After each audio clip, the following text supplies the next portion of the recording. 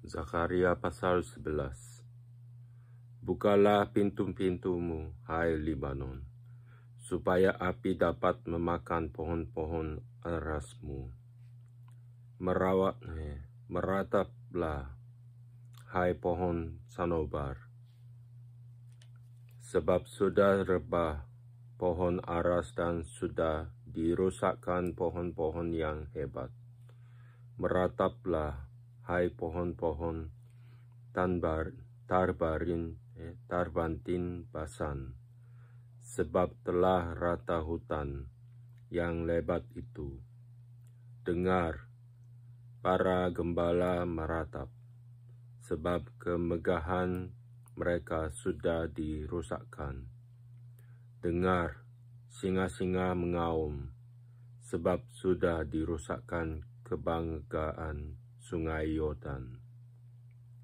Dua macam gembala. Beginilah firman Tuhan Allahku kepadaku. Gembalakanlah domba-domba sembelihan itu. Orang-orang yang menyembelihnya dengan tidak merasa bersalah, dan orang-orang yang menjualnya berkata, "Terpujilah Tuhan, aku telah menjadi kaya."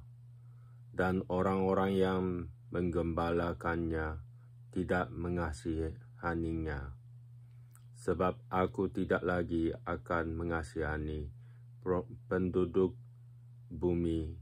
Demikianlah firman Tuhan.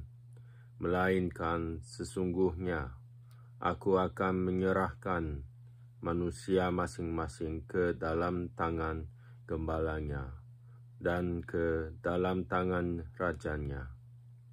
Mereka ini akan menghancurkan bumi, dan aku tidak akan melepaskan seorang pun dari tangan mereka. Maka aku menggembalakan domba-domba sembelihan itu untuk pedagang-pedagang domba. Aku mengambil dua tongkat. Yang satu ku sebutkan kemurahan, dan yang lain ku sebutkan ikatan.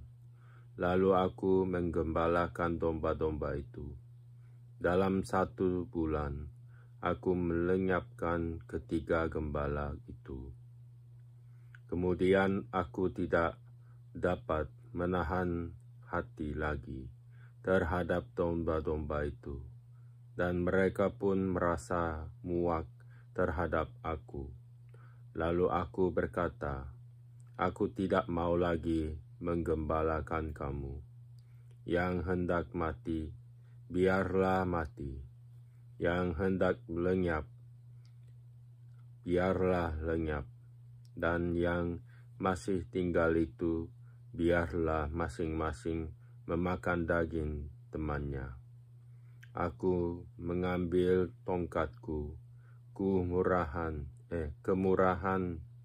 lalu mematahkannya untuk membatalkan perjanjian yang telah kuikat dengan segala bangsa. Jadi dibatalkanlah perjanjian pada hari itu. Maka tahulah pedagang-pedagang domba yang sedang mengamati aku, bahwa itu adalah firman Tuhan.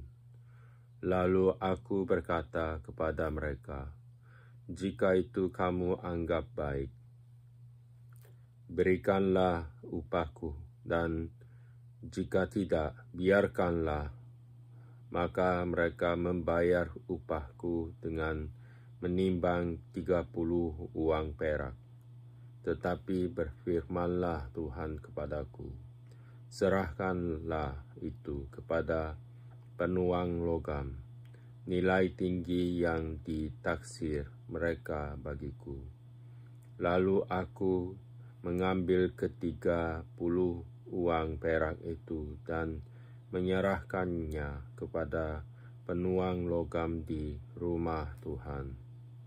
Kemudian aku mematahkan tongkat yang kedua, yaitu ikatan, untuk meniadakan persaudaraan antara Yehuda dan Israel.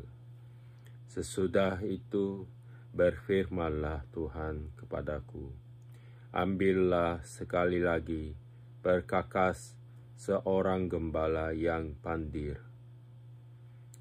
Sebab sesungguhnya aku akan membangkitkan di negeri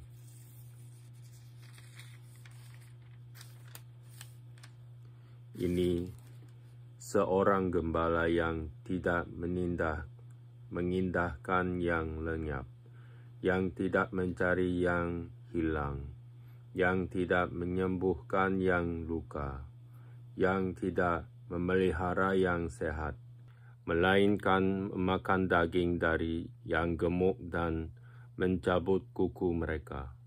Celakalah gembalaku yang pandir, yang meninggalkan domba-domba. Biarlah pedang menimpa lengannya dan menimpa mata kanannya. Biarlah lengannya kering sekering-keringnya, dan mata kanannya menjadi pudar sepudar-pudarnya. Pasal 12. Pembebasan dan pembaharuan Yerusalem. Ucapan ilahi. Firman Tuhan tentang Israel.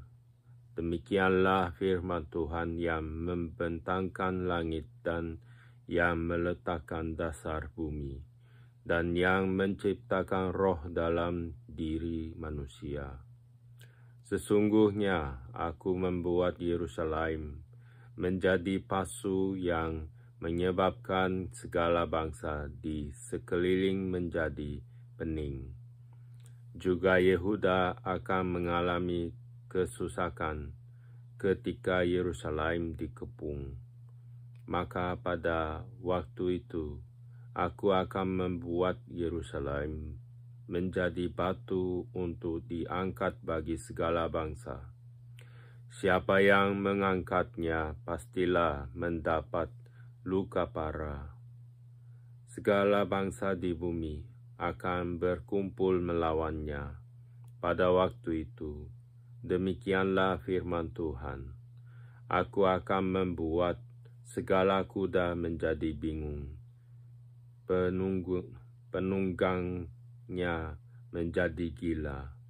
Atas kaum Yehuda, aku akan membuka mataku, tetapi segala kuda bangsa akan kubuat menjadi buta. Sesudah itu kaum-kaum di Yehuda akan berkata dalam hatinya, penduduk Yerusalem mempunyai kekuatan oleh karena Tuhan semesta alam, Allah mereka. Pada waktu itu, aku akan membuat kaum-kaum di Yehuda seperti anglo berapi di tengah-tengah timbunan kayu, dan seperti suluh berapi di tengah-tengah timbunan bulir gandum. Api keduanya akan menjilat ke kanan dan ke kiri segala bangsa di sekeliling. Tetapi Yerusalem selanjutnya akan tetap tinggal di tempatnya yang dahulu. Tuhan akan pertama-tama memberi kemenangan kepada kemah-kemah Yehuda, supaya keluarga Daud dan penduduk Yerusalem jangan terlalu bermegah-megah terhadap Yehuda. Pada waktu itu, Tuhan akan melindungi penduduk Yerusalem, dan orang yang tersandung di antara mereka pada waktu itu akan menjadi seperti Daud, dan keluarga Daud akan menjadi seperti Allah, seperti malaikat Tuhan yang mengepalai mereka. Maka pada waktu itu aku berikhtiar untuk memunahkan segala bangsa yang menyerang Yerusalem. ratapan atas dia yang tertikam.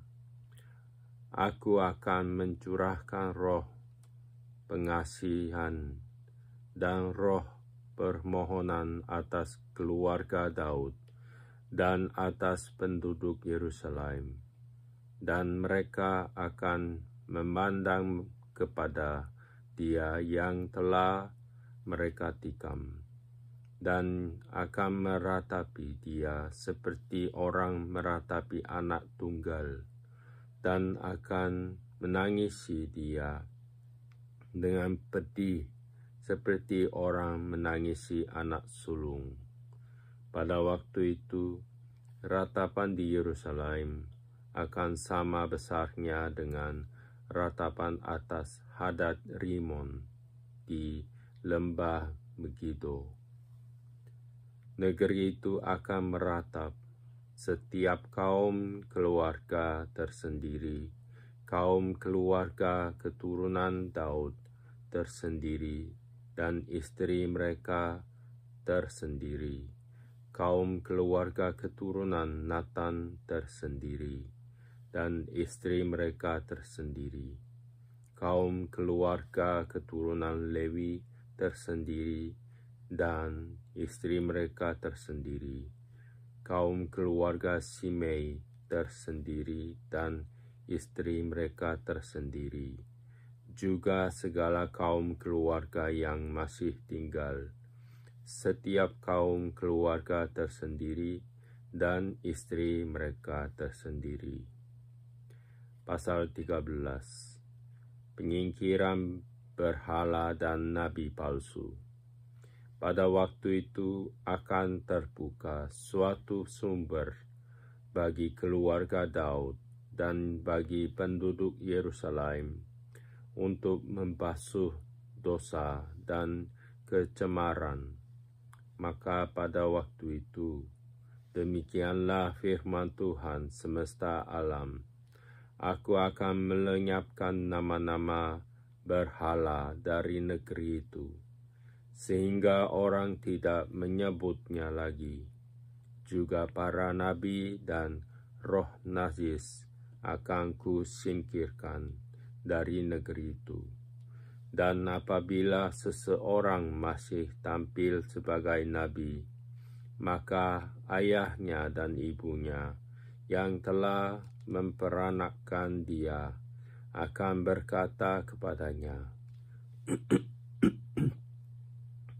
janganlah engkau hidup lagi, sebab yang kau katakan demi nama Tuhan itu adalah dusta.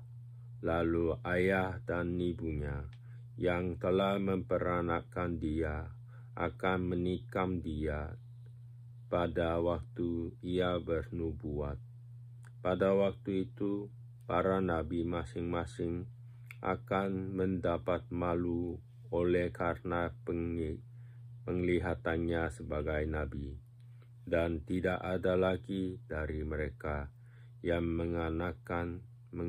mengenakan jubah berbulu untuk berbohong, tetapi masing-masing akan berkata, aku ini bukan seorang nabi, melainkan seorang pengusaha tanah, sebab tanah adalah harta kepunyaanku sejak kecil.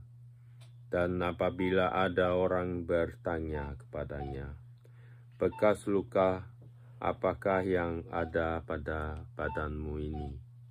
Lalu ia akan menjawab, itulah luka yang ku dapat di rumah sahabat-sahabatku. Pedang penimpa umat baru.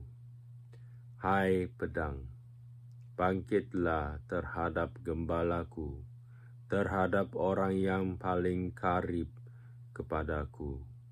Demikianlah firman Tuhan semesta alam.